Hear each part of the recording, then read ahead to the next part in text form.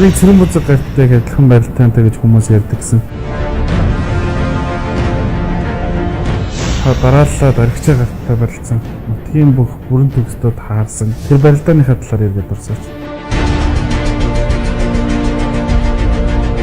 Давж авраг болсон бүхний талаар асуухгүй байж болохгүй. Эрхэнбаяр аваргын талаар.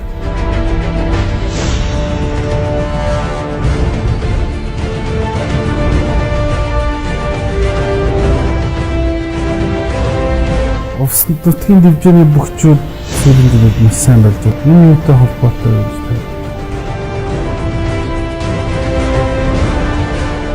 Авраг авчихсан хүний цааш тань зорилго нь юу гэдэг юм бэ?